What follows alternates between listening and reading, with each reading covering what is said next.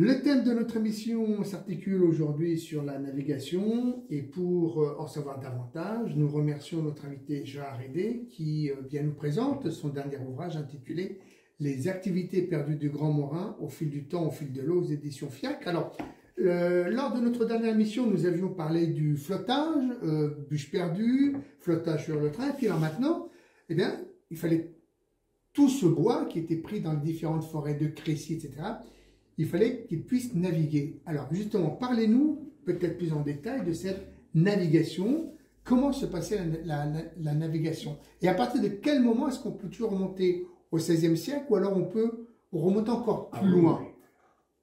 Donc c'est assez surprenant parce que le Morin, pour beaucoup de gens, c'est une petite rivière, mais c'est une rivière qui est navigable sur les 17 derniers kilomètres.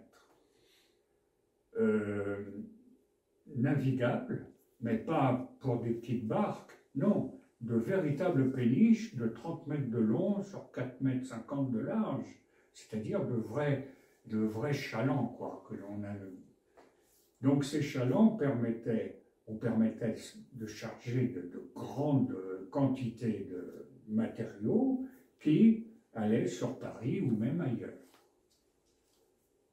Et oui, on naviguait sur le Grand Morin, ça c'est surprenant. Alors, ce qui est encore plus surprenant, c'est que le Morin, on pense navigation, automatiquement on pense écluse.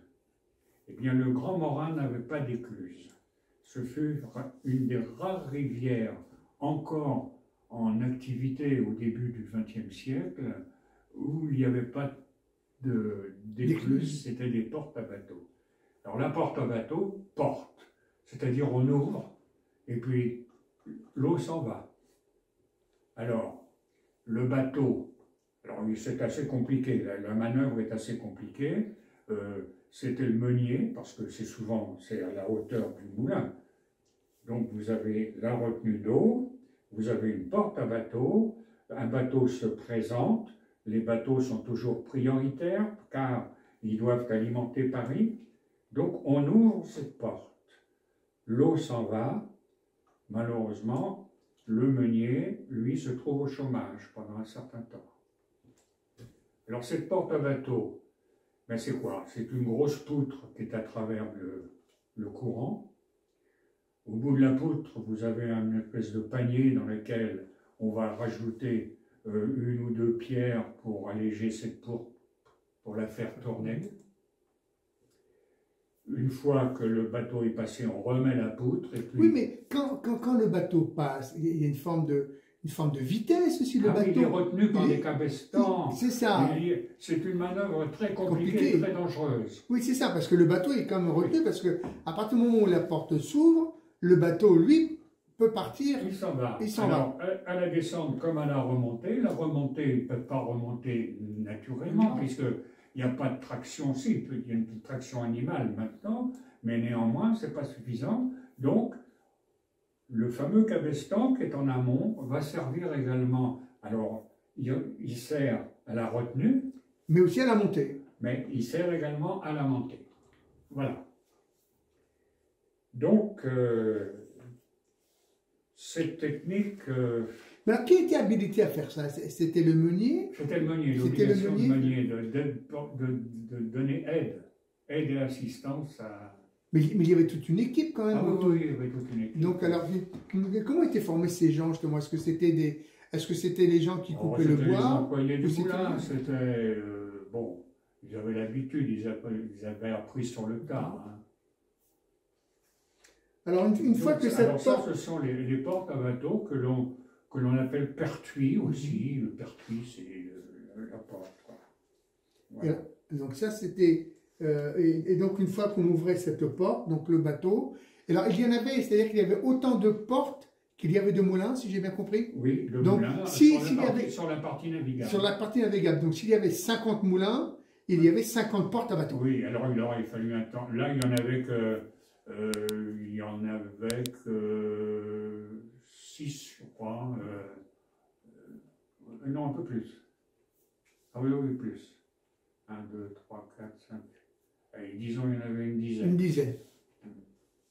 Alors combien de temps justement on mettait un bateau Ah, pour ça, partir? on n'a aucune donnée Aucune donnée. Et aujourd'hui, personne n'a essayé de de calculer. refaire, vous-même de calculer ou de faire revivre cette partie.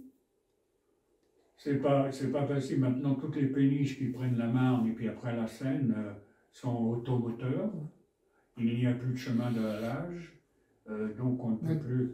Moi, le Morin a été déclassé en tant que rivière navigable juste après la Première Guerre mondiale, vers 1926, je crois, je me souviens plus. 1926. Et je me souviens très bien, à partir de Crécy, je vois l'existence de chemins de halage, qui maintenant n'existent plus. Alors donc, eh bien, tout ça, ça nous amène aussi alors à parler des ports, parce qu'une fois que le bateau a traversé eh bien, ses portes, il fallait bien qu'il termine. Alors déjà, la technique, pour faire fonctionner ces bateaux, ben, il faut les mariniers et le halage. Hein, les ports, ils sont sur Paris, on va voir, surtout dans la banlieue parisienne. Parce que tous ces ports que nous avons cités. Oui, le port de Gennevilliers, voilà, porte de ce Vitry. sont ces grands ports là-bas. Alors, par exemple, pour faire fonctionner ces bateaux, il fallait des marins, des mariniers.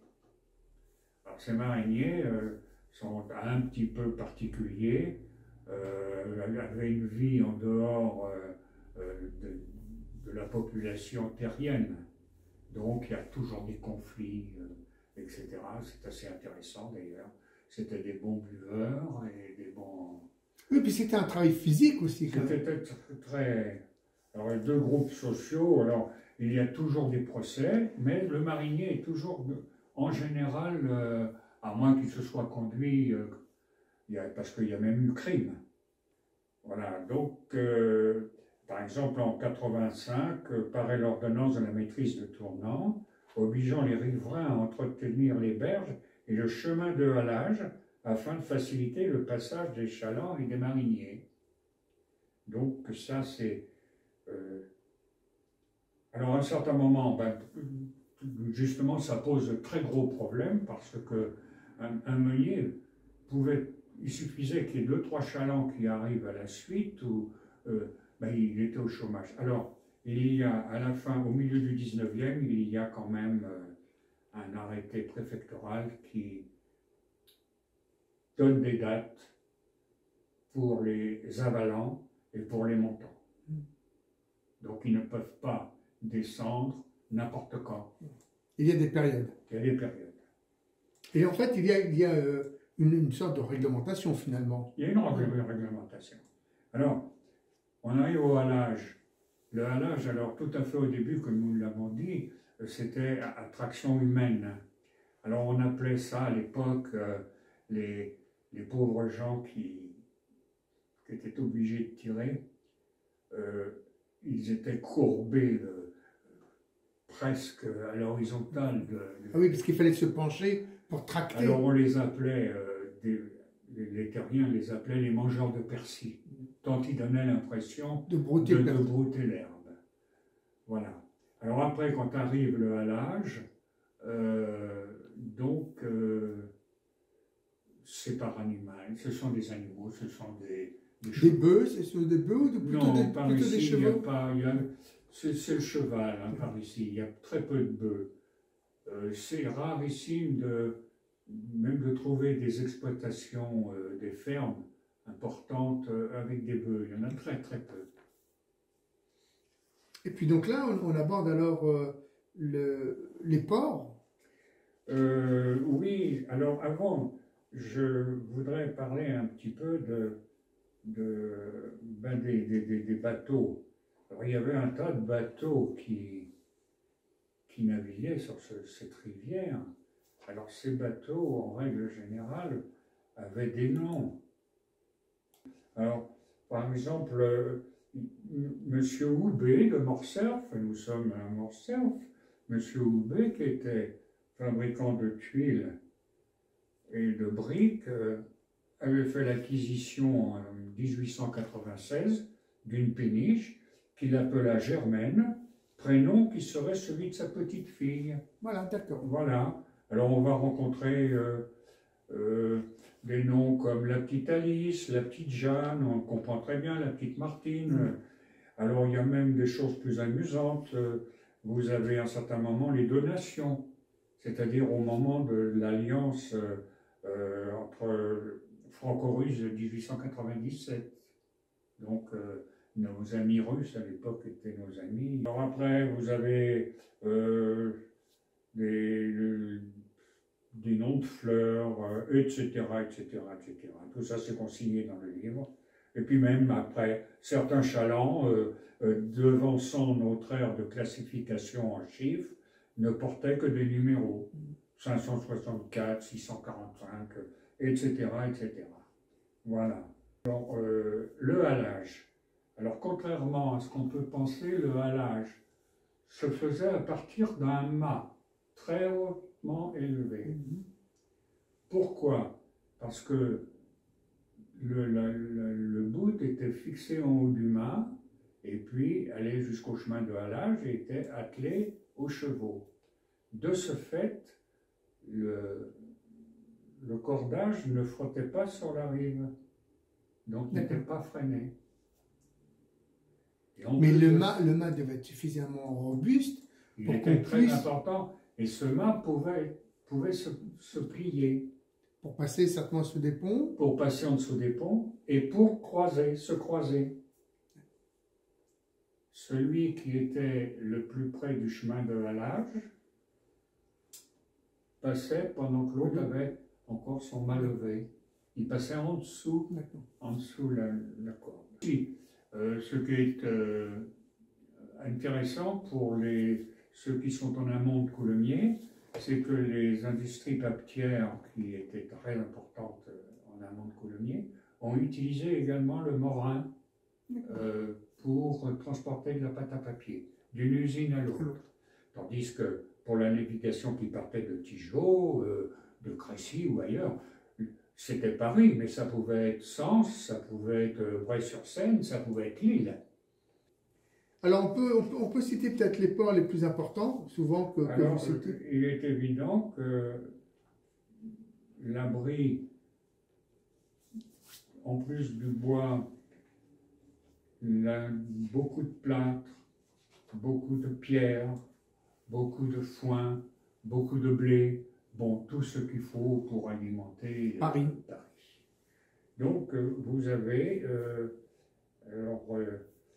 tout ça convergeait vers, entre autres, les fameux moulins de Pantin.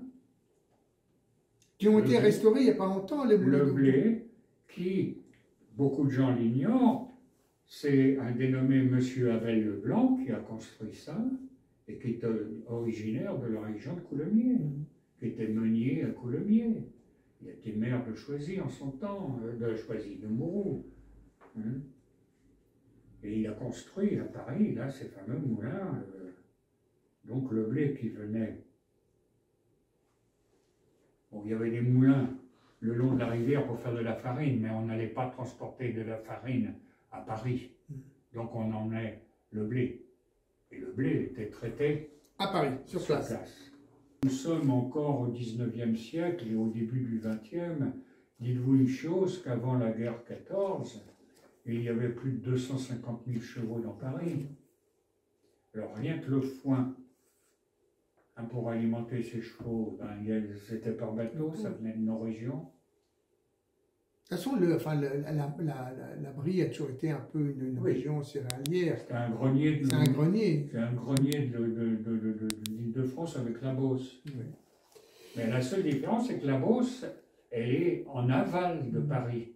Donc à une époque, il fallait remonter. Ça posait un peu plus de coups. C'est un peu plus compliqué. Bon. Eh bien, écoutez, je pense que nous avons fait le tour d'horizon de la navigation sur les 17 derniers kilomètres du Morin. Les 17. Voilà, il faut bien préciser 17, parce que le reste, bon. Eh bien, toutes ces informations, si vous avez envie d'en savoir davantage, il vous faut vous plonger dans le dernier ouvrage qui a été rédigé par notre invité Gérard Rédé, intitulé Les activités perdues du Grand Morin au fil du temps, au fil de l'eau, d'édition Fiacre. Eh bien, écoutez, Monsieur Hédé, on se donne rendez-vous très prochainement pour parler cette fois-ci des autres métiers aussi qui se déroulaient sur l'eau. Eh oui. Au contraire, avec plaisir.